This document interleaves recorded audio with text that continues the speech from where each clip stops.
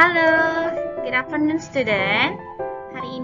Today, Miss akan review materi dari unit 1 sampai 4 sebagai persiapan anak-anak untuk menghadapi ulangan bahasa Inggris di akhir semester ini, gitu ya. Okay, let's review our chapter from unit 1 until unit 4.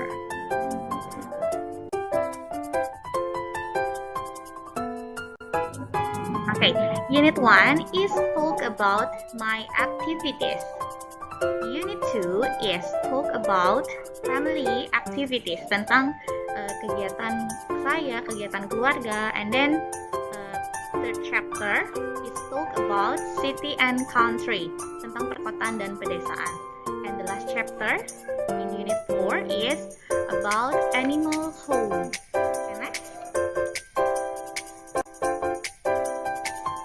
Unit 1, my activities. Jadi ini segala aktivitas kita sehari-hari. Let's talk about daily activities, ya, kegiatan sehari-hari. Remember, there are morning activities, afternoon activities, and then evening activities. Ada kegiatan pagi hari, kegiatan siang atau sore hari, dan kegiatan malam hari. Morning activities, di sini Miss akan contohkan misalnya ada wake up, bangun, take a bath, brush teeth, have breakfast. Terus ada afternoon activitiesnya, ada play football, have lunch, makan siang, watch TV, nonton TV. Dan kegiatan malam harinya ada have a dinner, makan malam, do homework, and then go to sleep, tidur. Nah, di sini juga anak-anak harus ingat kembali bagaimana menggunakan verb atau kata kerja sesuai dengan subjeknya atau pelakunya. I take a shower. Aku mandi dengan shower. Tapi kalau menggunakan he, dia harus pakai s ya. He takes a shower. You go to school, and then Andi goes to school. Itu perbedaannya penggunaan verbnya.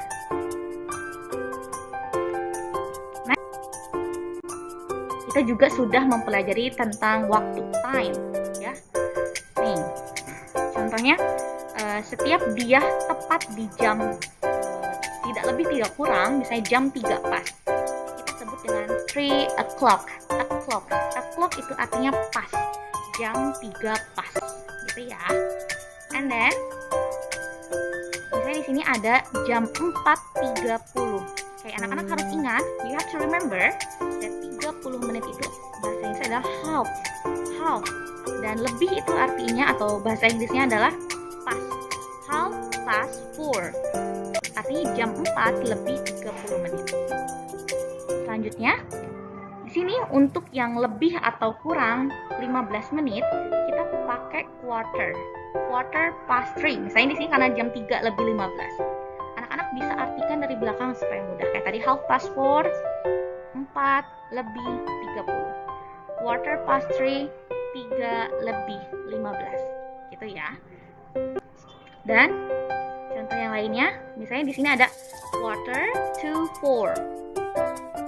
Ada jam 3.45. Artinya kan dia 15 menit lagi mau ke jam 4 ya, mau ke jam 4. Atau berarti dia jam 4 kurang 15 menit. Jadi tuh ini bisa diartikan menuju, bisa jadi 15 menit menuju jam 4 atau jam 4 kurang 15 kalau kita artikan dari belakang. Oke, next ya. Kita ke unit 2.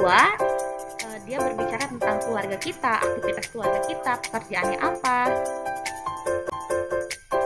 Oke, anak juga harus ingat tentang family member, anggota keluarga. Bagaimana sih silsilah keluarganya? Pasti ayah atau ibu kita punya saudara, perempuan atau laki-laki. Itu pasti disebutnya antara jadi uak kita atau bibi kita atau om kita atau paman kita. Nah, contohnya nih, example. My father has a brother. My father has a brother. Ayahku memiliki saudara laki-laki. Namanya Doni. Berarti kalau Doni itu adalah paman kita. Doni is my uncle. Ini kan saudaranya ayah. Gitu contohnya. Next. Anak-anak juga harus ingat mengenai keterangan waktu, keterangan ini ya, kita seberapa sering kita melakukan suatu aktivitas. Always itu artinya selalu, usually itu bisa diartikan sebagai biasanya atau sering, sometimes itu kadang-kadang, dan never itu artinya tidak pernah. I always clean my bedroom every morning. Saya selalu membersihkan kamar saya setiap pagi. Nah, always mean, always berarti harus diartikan. Always itu apa sih artinya? Harus ingat, always itu artinya selalu. Gitu ya. Jadi tinggal anak-anak artikan always itu apa. Next. Nah, dalam unit 2 juga kita mengenal pekerjaan keluarga kita. Fighter, nurse, teacher, shepherd, coach, barber, and pilot. Ada dokter, pemadam kebakaran, dan lain-lain. Banyak. Contohnya, Miss akan review lagi. I am a pilot. Aku adalah seorang pilot. I usually fly the planes. Karena saya adalah seorang pilot, berarti kegiatan atau aktivitas yang biasa dilakukan sama pilot adalah menerbangkan pesawat-pesawat, fly the planes. Oke, and then contoh yang lain ya. My uncle teaches math. Ya, paman saya atau om saya itu mengajar matematika. Ya, mengajar matematika. Kalau dia mengajar matematika, berarti dia adalah seorang guru. He is a teacher. Itu ya. Next. Unit 3, we are gonna talk about city and country. Kita akan membicarakan mengenai perkotaan ataupun pedesaan. Ya, insya Allah pasti anak-anak juga sudah paham materi ini, karena ini cukup materi yang mudah juga ya. Ini materi yang cukup mudah juga. Nah, tinggal anak-anak ingat kosakatanya. Di city itu ada apa aja, di perkotaan ada apa saja, di country itu ada apa saja. Pasti berbeda ya, different places between city and country. Pasti ada perbedaan tempat-tempat antara di perkotaan ataupun di pedesaan. Silahkan dihafalkan ada apa saja itu di kota dan di pedesaan. Contohnya ya, example, at country, di desa, we can fish and swim in the pond. Nah, di desa kita itu bisa mancing dan berenang itu di mana? Okay, you know that we can fish and swim in the pond or lake. Ya, kita bisa mancing atau renang itu antara di kolam ataupun di danau. Bisa juga mengklarifikasi dari sebuah gambar. Is it a park? Is it a park? Apakah ini taman? Kalau memang soalnya betul itu adalah sebuah gambar taman, berarti dijawab yes, it is. Kita tinggal dibalik aja jawabannya. It is. Yes, it is. Kalau bukan berarti no, it isn't. No, it is not.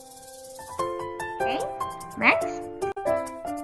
Nah, kita juga di unit 3 itu telah mempelajari obligation. Tentang menyatakan sebuah keharusan, aktivitas yang biasanya kita harus lakukan dan tidak harus kita lakukan. Contohnya nih, yang Miss beri tanda centang itu berarti aktivitas yang perlu dia lakukan, dan tanda silang itu yang tidak perlu atau yang tidak harus dia lakukan. Oke, example. She has to make her bed. She has to make her bed. Dia harus merapihkan kasurnya. Nah, berarti dia harus, has to. Kalau misalnya pakai I have to, ingat itu perbedaannya. Nah, kalau ini dia yang tidak harus dia lakukan, dia lagi cuci piring kan, berarti tidak harus cuci piring. Kalau bentuk menyangkalnya berarti she doesn't have to. Balik ke have to ya. Kalau kalimat negatifnya, she doesn't have to wash the dishes. Dia tidak harus mencuci piring. Oke. Next ya. Kita ke unit 4. Ini unit terakhir dan ini unit paling menyenangkan karena kita berbicara tentang hewan-hewan. Nah, Miss ulas lagi. Kemampuan hewan-hewan itu banyak kan? Ada yang bisa walking, berjalan, running, berlari, swimming, atau swim itu renang, jump atau jumping, lompat, melompat, climb, memanjat, climbing, memanjat, and then fly, flying atau terbang. Nah, ini kemampuan hewan-hewan pasti they have many different abilities. Dia pasti mereka punya kemampuan yang berbeda-beda. Nah, ini hewan-hewan yang sudah kita kenal, bahkan lebih ya. Ini contohnya aja, Miss ulas kembali. Ada berbagai hewan. Nah, misalkan contohnya, which animal can swim? Hewan mana yang bisa berenang? Hewan mana yang dapat berenang? Oh, ada fish, ada crocodile, and then another animal ya. Kita bisa tentukan yang lain. Next. Nah, ini contohnya nih tentang animal home ya, tempat tinggal mereka. Jungle, sea, lakes and river, desert, snow and ice, plain, forest. Pasti ditanya nih biasanya. Where does camel live? Di manakah unta, kan camel itu unta. Di manakah unta tinggal? Kita tahu kalau unta itu tinggalnya di gurun, in the desert. Gitu. Nanti kita tinggal jawab, pasangkan kalau misalnya unta itu tinggalnya di gurun. Dan yang lainnya pasti bisa. Next ya. Oke, jadi sekilas materi untuk pemantapan hari ini. Insya Allah pasti anak-anak besok bisa mengerjakan kalau selama ini sering Zoom dan sering mengerjakan tugas. Oke, thank you for your nice attention. Good luck for the test. Bye bye. Assalamualaikum.